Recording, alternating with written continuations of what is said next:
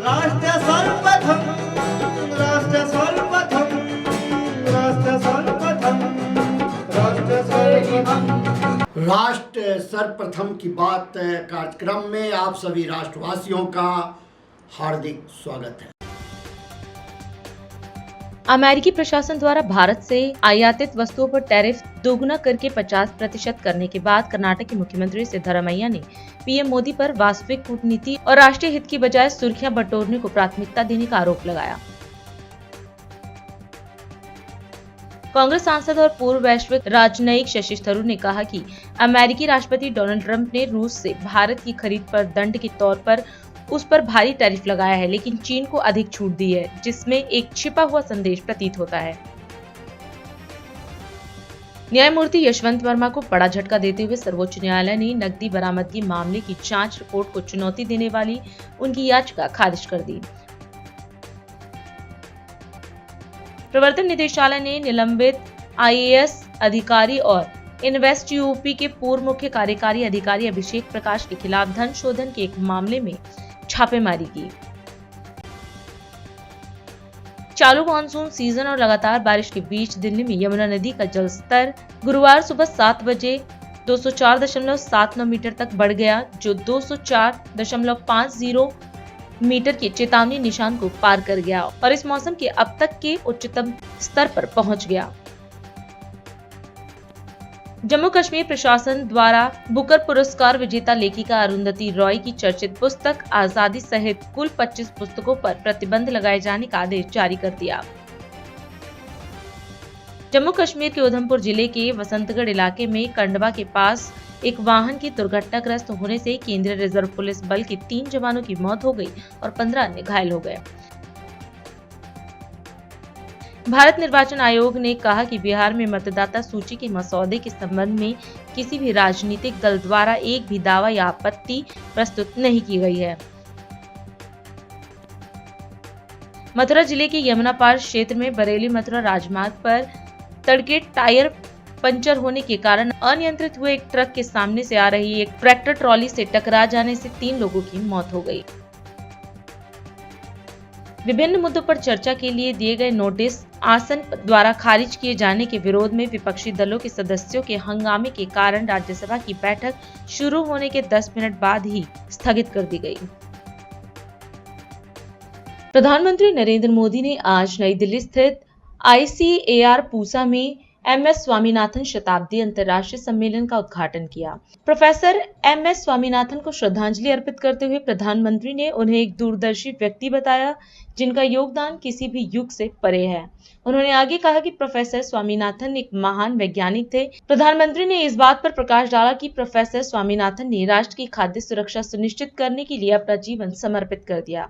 उन्होंने कहा कि प्रोफेसर स्वामीनाथन ने एक ऐसी चेतना जागृत की जो आने वाली सदियों तक भारत की नीतियों और प्राथमिकताओं का मार्गदर्शन करती रहेंगी। उन्होंने स्वामीनाथन जन्म शताब्दी समारोह के अवसर पर सभी को अपनी शुभकामना दी। देवी और सज्जनों, कुछ व्यक्तित्व ऐसे होते हैं जिनका योगदान किसी एक कालखंड तक सीमित नहीं रहता, किसी एक भूभाग तक सीमित नहीं रहता। प्रोफेसर MS स्वामीनाथन ऐसे ही महान वैज्ञानिक थे, मां भारती के सपूत थे। उन्होंने विज्ञान को जन सेवा का माध्यम बनाया। देश की खाद्य सुरक्षा को, फूड सिक्योरिटी को उन्होंने अपने जीवन का ध्येय बना लिया।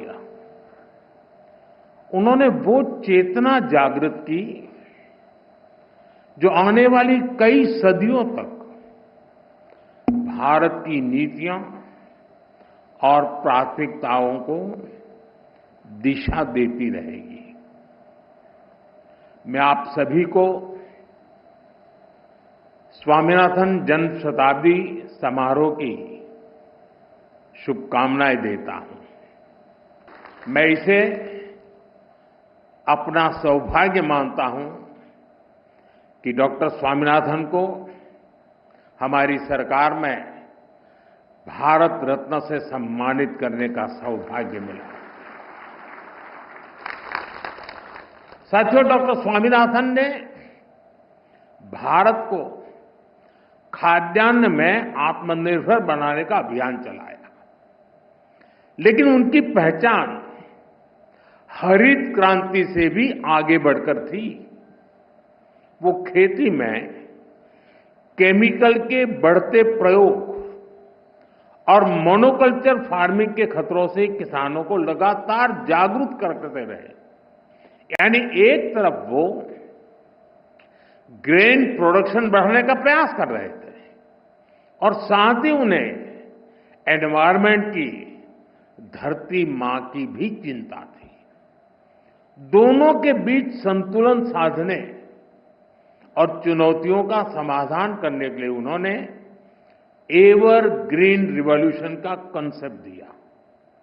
उन्होंने बायो विलेज का कंसेप्ट दिया, जिसके जरिए गांव के लोगों और किसानों का सशक्तिकरण हो सकता है।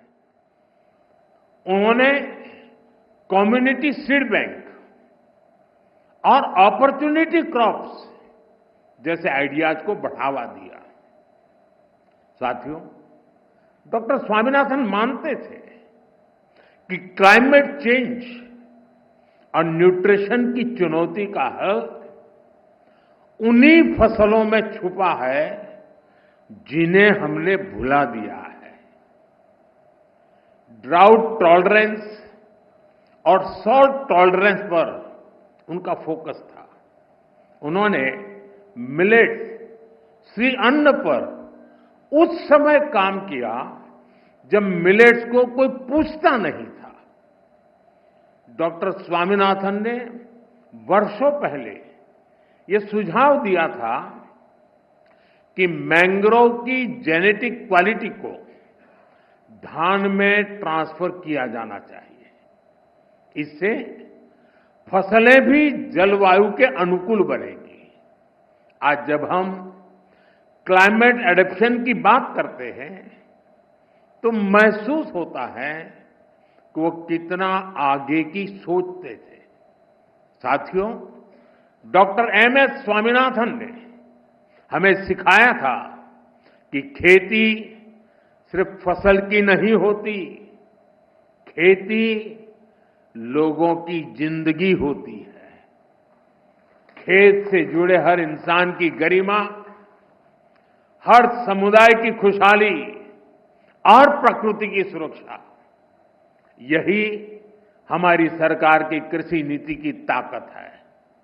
हमें विज्ञान और समाज को एक धागे में जोड़ना है, छोटे किसान के हितों को सर्वोपरि रखना है और खेतों में काम करने वाली महिलाओं को सशक्त करना है, एम्पावर करना है। हम इसी लक्ष्य के साथ आगे बढ़े। डॉक्टर स्वामीनाथन की प्रेरणा हम सभी के साथ है। मैं एक बार फिर आप सभी को इस समारोह की बहुत बहुत बधाई देता हूं।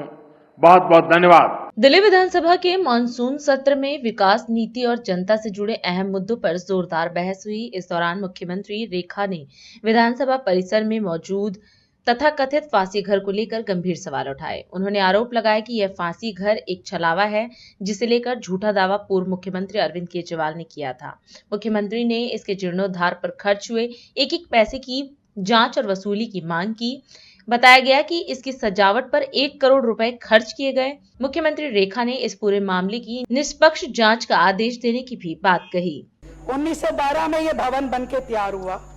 1913 से 1926 तक यहाँ पर सभी विधायी गतिविधियां हुई और इंपीरियल लेजिस्लेटिव काउंसिल यहाँ से शुरू हुई, जो ब्रिटिश सरकार की केंद्रीय विधायी समिति थी। इस भवन में, जैसा आपने भी बताया, गवर्नर जनरल, ब्रिटिश सचिव, चुने हुए भारतीय विधायी सदस्य सब प्रस्तावों पर चर्चा करते थे। एक ऐतिहासिक भवन जहां कानून बनाए जाते थे, एक ऐतिहासिक भवन जो इतिहास के पन्नों में दर्ज है, जिसका डिजाइन जो है ब्रिटिश सरकार की उनकी डिजाइनिंग के हिसाब से बनाया गया।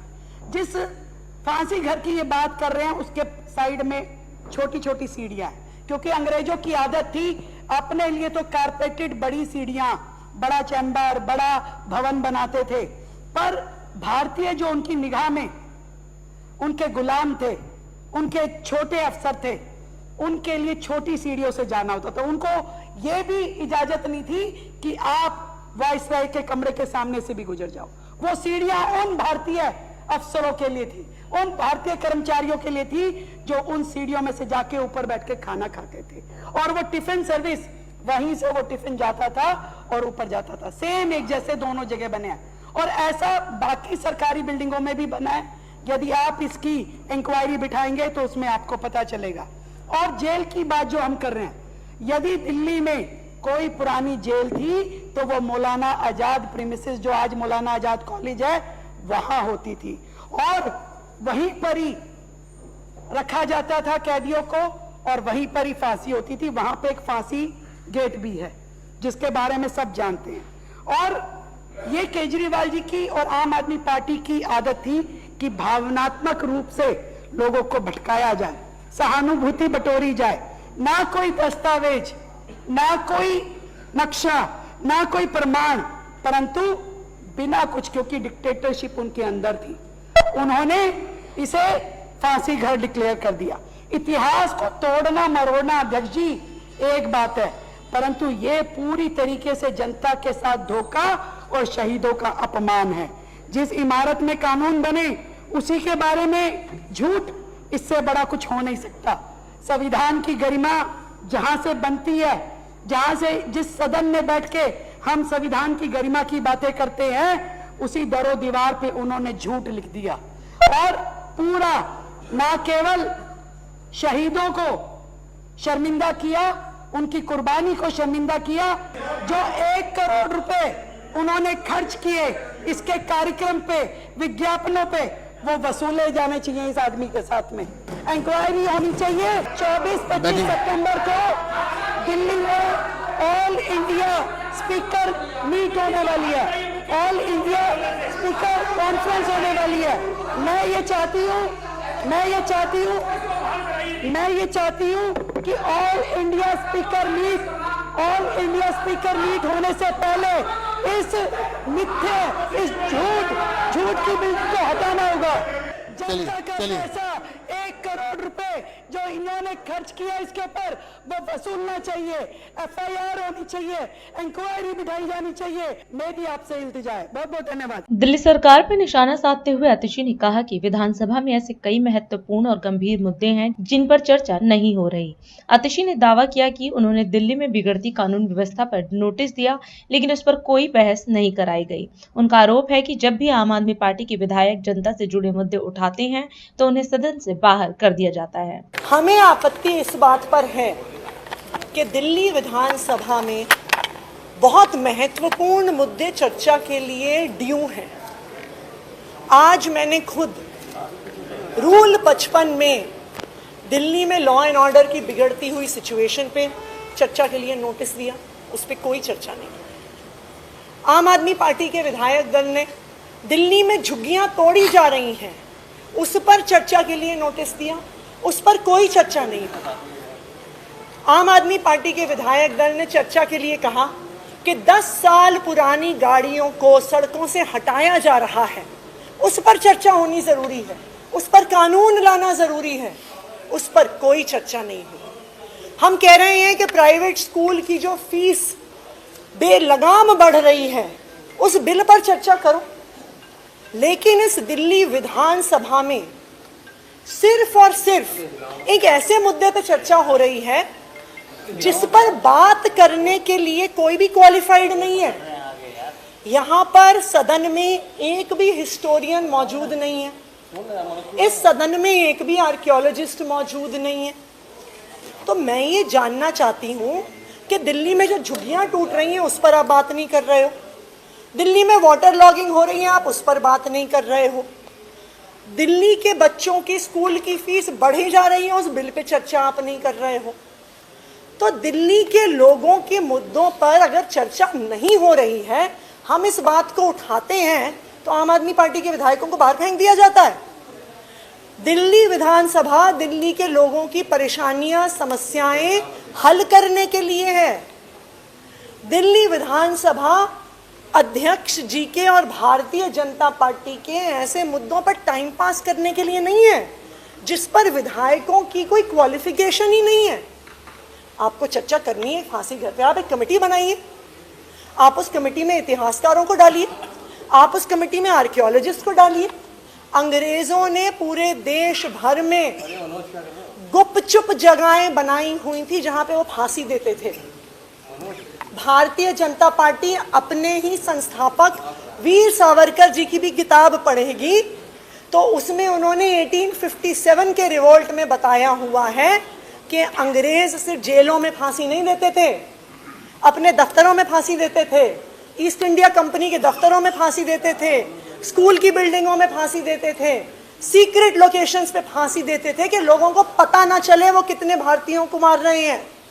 आज भारतीय जनता पार्टी फांसी घर के मुद्दे पे बात करना चाहती है, झुग्गी पे नहीं बात कर रही, वाटर लॉगिंग पे नहीं बात कर रही, 10 साल पुरानी गाड़ियां हटाने पे नहीं बात कर रही, और जो दिल्ली के लोगों के मुद्दे उठाएगा उसको सदन से बाहर कर दिया जा रहा है। अभी समय है एक ब्रेक का, हम चलते हैं ब्रेक पर, आप कहीं जाए नहीं, छोटा सा ब्रेक। श्रेया फर्निशिंग लेकर आया है आपके लिए होम कलेक्शन जिसमें आपको मिलता है upholstery fabric, designer curtains, home and office decoratives, carpets and sofa cover कम से कम दाम में कीर्ति नगर में आपके लिए उपलब्ध है। Powered by Kamal Buildtech Private Limited, fulfilling promises. With our professional team and experience of delivering projects, in past we guarantee you peace of mind and top quality work in an affordable price. और अधिक खबरों के लिए आप हमारे YouTube channel दैनिक India दर्पण को अभी सब्सक्राइब करें और नोटिफिकेशन के लिए बेल आइकन को प्रेस करना ना भूलें। राष्ट्र सर्वप्रथम की बात कार्यक्रम में ब्रेक के बाद एक बार फिर आप सभी राष्ट्रवासियों का स्वागत है। मुख्यमंत्री योगी आदित्यनाथ ने आज संभल को 660 करोड़ रुपए की विकास परियोजनाओं की सौगात दी है। भगवान कल्की की पावन धरती पर जिलाधिकारी कार्यालय और एकीकृत आवासीय भवन सहित कई योजनाओं का लोकार्पण और शिलान्यास किया। इस मौके पर मुख्यमंत्री ने संभल वासियों को बधाई देते हुए कहा कि 14 वर्षों बाद संभल को अपना जिला मुख्यालय मिला है। उन्होंने भरोसा दिलाया कि विकास और जन कल्याण के कार्य बिना भेदभाव जारी रहेंगे। जनपद संभल की 660 करोड़ रुपए की लागत की इन परियोजनाओं के लोकार्पण और शिलान्यास कार्यक्रम में भारी संख्या में संभल की इन परियोजनाओं के लिए आज यहां पर उपस्थित संभल के मेरे सभी उपस्थित बहनों और भाइयों, भगवान कल्की और भगवान हरिहर की इस पावन धरा को नमन करते हुए मैं आप सबका हृदय से अभिनंदन करता हूं। आप सभी को इन परियोजनाओं के लिए हृदय से बधाई भी देता हूं और रक्षाबंधन और श्री कृष्ण जन्माष्टमी के पूर्व मिलने वाले इन उपहारों की शुभकामनाएं भी देता हूं। बहनों और भाइयों, संभल की घोषणा हुई थी 2011 में। पिछले 14 वर्षों के पास संभल के पास अपना जिला मुख्यालय नहीं, पुलिस लाइन नहीं। हमने 288 करोड़ पुलिस लाइन के लिए यहां स्वीकृत किए हैं, काम चल रहा है। जैसे पुलिस लाइन का काम बेहतरीन तरीके से आगे बढ़ रहा है, ऐसे ही लगभग 80 एकड़ क्षेत्रफल में जिला मुख्यालय के निर्माण के लिए भी इंटीग्रेटेड ऑफिस कॉम्प्लेक्स देंगे। एक छत के नीचे जिला से जुड़े हुए सभी कार्यालय एक छत के नीचे लेके आएंगे और जनता को वहां पर सभी प्रकार की सुविधाएं उपलब्ध करवाने का काम करेंगे। यहां से संभल की दूरी को कम करने के लिए 4 लेन की कनेक्टिविटी भी देंगे। कोई समस्या नहीं आएगी, क्योंकि संभल तो हम सबकी आस्था का प्रतीक है। जो योजनाएं हम लेके आए हैं तो एक छोटी सी झलक है इसकी, एक छोटी सी झलक है। ये कार्य युद्ध स्तर पर आगे बढ़ेंगे। जितना बड़ा पुलिस लाइन, जितनी बड़ी पुलिस लाइन बनेगी उतना ही बड़ा जिला मुख्यालय भी यहां पे बनेगा। इंटीग्रेटेड कॉम्प्लेक्स होगा, एक छत के नीचे सभी समस्याओं का समाधान। जनता जनार्दन को, संबल वासियों को कहीं दौड़ धूप करने की आवश्यकता नहीं पड़ेगी। वैसे भी चंदौसी तो हमारा वैसे पहले से ही ये मान्यता प्राप्त है कि ये मिनी काशी है, छोटी काशी के रूप में उसकी मान्यता है। लोग वृंदावन के रूप में, काशी के रूप में बड़ी मान्यता के साथ, बड़ी श्रद्धा भाव के साथ वहां की पर सैकड़ों की संख्या में बने हुए मंदिरों में दर्शन करने के लिए आते हैं। चंदौसी में एक बार आना भी है मुझे, वहां पर बजरंगबली का एक बड़ी मूर्ति भी बनाई हुई है। बहनों और भाइयों, विरासत को विस्मृत करके कोई भी समाज आगे नहीं बढ़ सकता। हर उत्तर प्रदेश वासी का विकास पर पूरा अधिकार है। और आज जब डबल इंजन की सरकार कर रही है, काम कर रही है, आज आप देख रहे होंगे विद्यालयों में बुनियादी सुविधाएं, बालक और बालिकाओं के लिए पेयजल की व्यवस्था भी है, टॉयलेट की व्यवस्था भी है, अच्छा फर्श बना है। फर्श बनाने के साथ ही डिजिटल लाइब्रेरी भी है, स्मार्ट क्लास भी है, पर्याप्त सुविधाएं उपलब्ध करवाई जा रही हैं।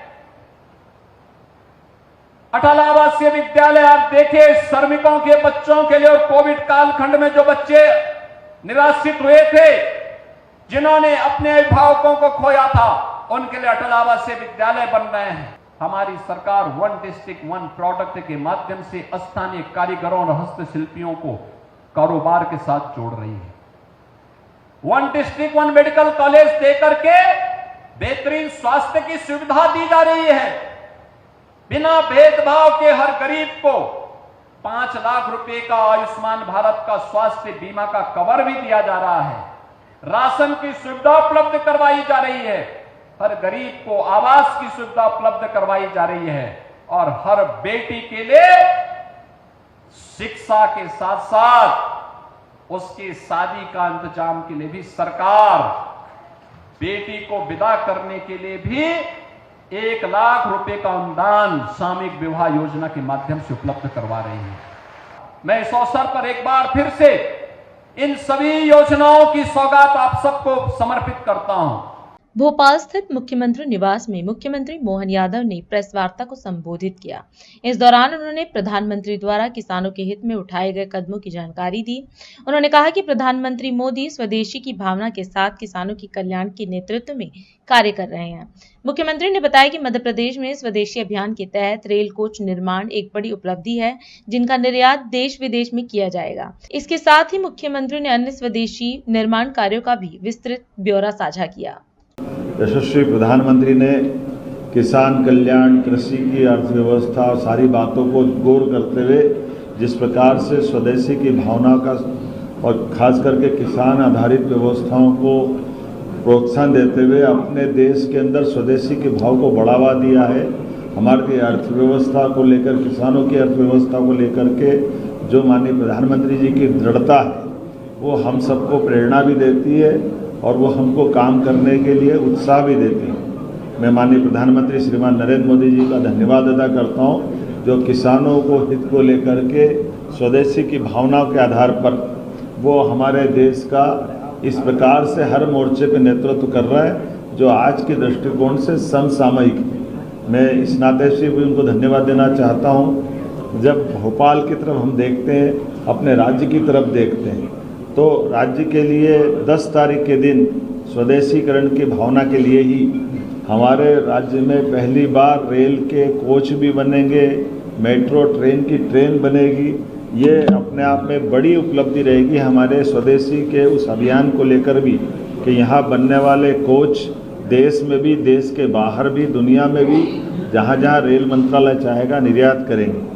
मेसर्स BEML लिमिटेड द्वारा निर्माण की परियोजना के स्थापना के लिए जिस प्रकार से पूरी योजना बनी है, ये रायसेन जिले की उमरिया में इस परियोजना पे हम काम कर रहे हैं, जिसकी लागत लगभग 1800 करोड़ की है। जिसमें लगभग 1600 से 2000 लोग प्रत्यक्ष अप्रत्यक्ष रूप से काम करेंगे।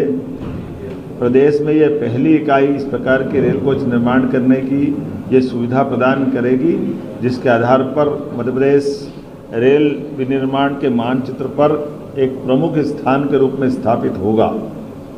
रायसेन जिले के गोहरगंज तहसील के उमरिया गांव में 60.36 हेक्टेयर भूमि का आवंटन हमने कर दिया है।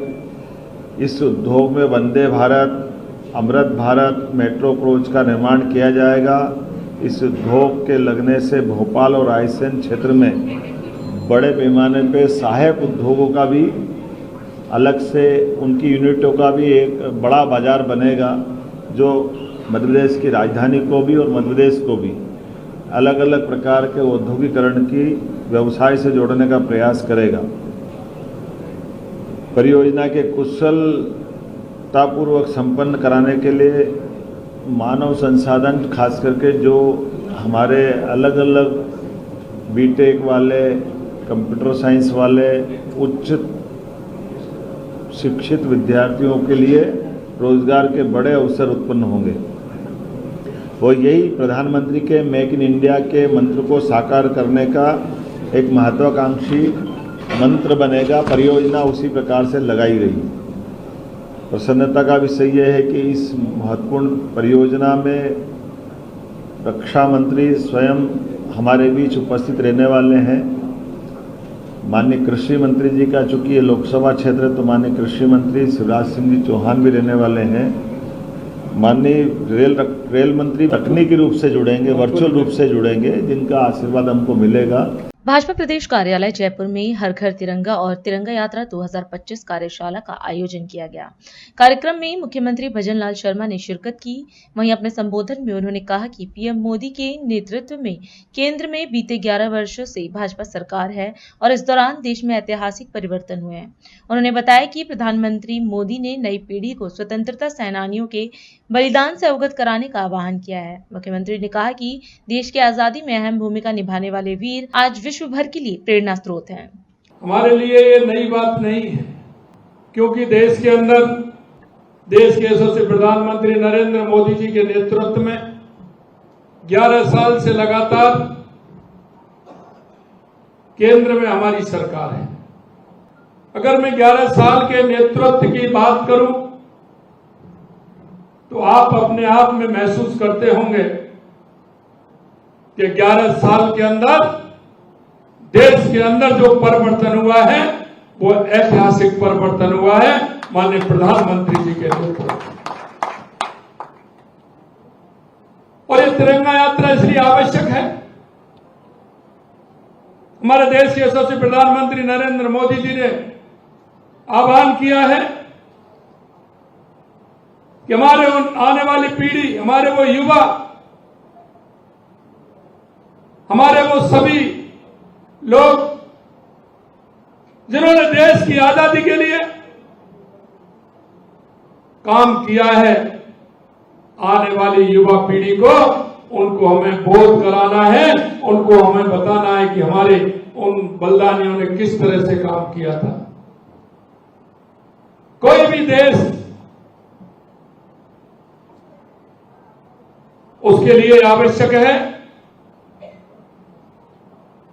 कि देश के प्रति उसकी भाव और भावना, देश के प्रति उनका लगाव, क्योंकि कोई भी देश अगर उसकी पहचान बनती है तो वहां के नागरिकों के द्वारा बनती है। वहां के नागरिकों के मन में देश के प्रति निष्ठा भाव, देश के प्रति प्रेम कितना आवश्यक है। और अधिक खबरों के लिए आप हमारे YouTube चैनल दैनिक इंडिया दर्पण को अभी सब्सक्राइब करें और नोटिफिकेशन के लिए बेल आइकन को प्रेस करना ना भूलें।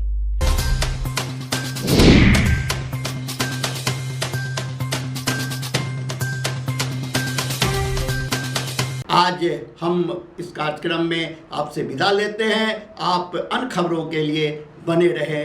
राष्ट्र सर्वप्रथम, वंदे मातरम, जाग उठा है भारत। राष्ट्र सर्वप्रथम राष्ट्र